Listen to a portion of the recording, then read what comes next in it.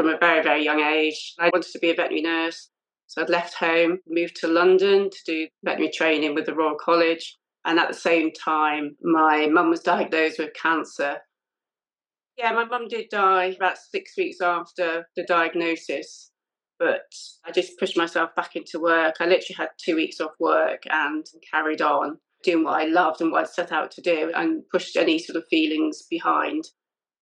And then I decided to move north to a new job and then met my husband there. We bought a house in a little village, got married and decided to have a family, went back to work. And then we decided to have another child. And there was a lot of problems with the pregnancy and everything, and was diagnosed with a really rare chromosomal defect. They said it's not compatible with life, so she's not going to live. She unfortunately died just 4 weeks old. Yeah, that was a really, really difficult and quite a dark period of time, and I didn't think I could feel any lower. And again, I did the same thing. I just pushed myself back into work, carried on, didn't really deal with it or process any of these things going on, but was desperate just to get back to normality, close everything off, and just sort of pursued the career. Losing loved ones, going through the trauma of losing a baby. One thing that was constant was the work. My marriage broke down a few years later, and we'd had another baby girl who was well. We went our own ways with the view that the girls are the most important thing.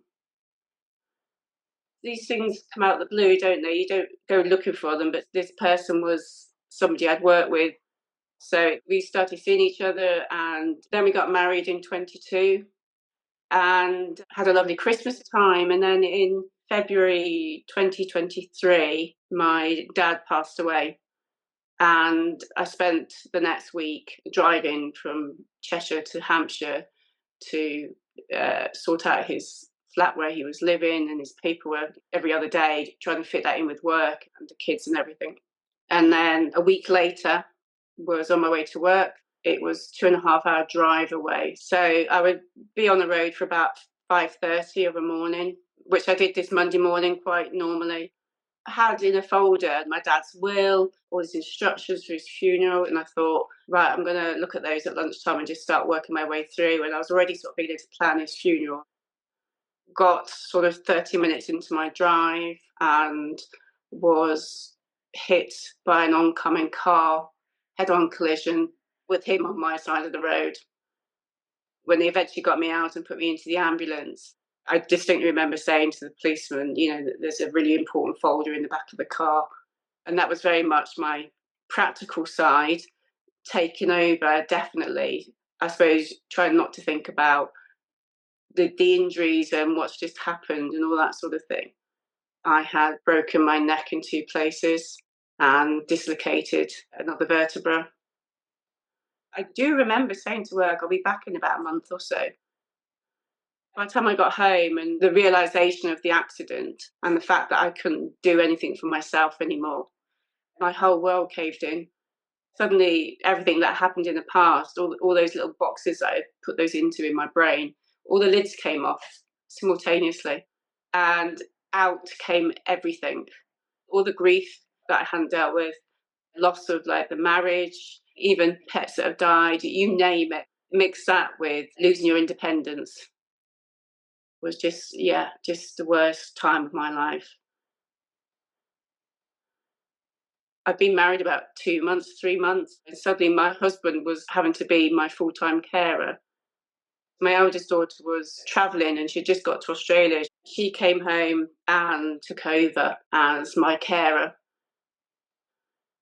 They're only young, in their 20s at the time, the girls, or late teens, and they were doing very grown-up things. And they were also having to deal with me crying continuously, just sobbing. And they didn't understand why I didn't want to be here anymore. It affected them greatly.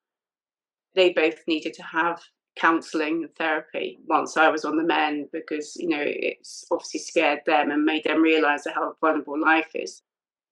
So, yeah, the relationship definitely changed. And, yeah, it has definitely brought us a lot closer. We're definitely a lot more open. When I started to feel better, I wanted to go back to work. because that's what's worked in the past, throw yourself into work.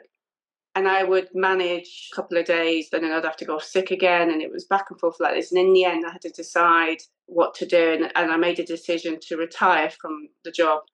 And it was really hard to do that. And once I made that decision and got over the grief of losing my second family, things changed. It was like I turned a corner. I had accepted that I'd had a mega big accident. You could have died or you could have been paralyzed, and then it would have been a different world. I accepted that I'd been through a lot of trauma previous to that I hadn't sort of classified as trauma. It was just almost like a relief that I've accepted it. But as to what was going to happen next, I didn't know. But I wasn't worried about it either. Yeah, it was a long process, but it was just a massive relief after that acceptance. I had found day one by then, and I'd had some proper counselling and therapy with them, which made a hell of a difference. And I thought, God, all I've done is worked. I've not done anything with my life. So I decided at that point that I want to go explore the world. I want to do different things, try different things that I haven't had a chance to do. And that's what I did. One of my friends from work, we made a good team and we decided to go traveling and exploring and things like that.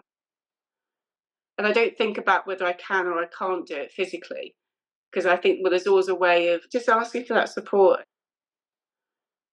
Since this all started, I've learned a lot about myself. You have your good days, your bad days, but you also have weeks where you just feel really down again. And then I might have another few days where it's all exciting again, and that sort of thrill for a new life is there. Every time I've experienced grief, I put a time limit on how much I was allowed to grieve by myself. And I didn't process the grief, and I should have done. I know that now. You need to process what's happened to be able to then move on from it. And I always say now you can't go round grief, you have to go through it to be able to come out the other side and accept it. And I think that's something I wasn't doing earlier on in my life.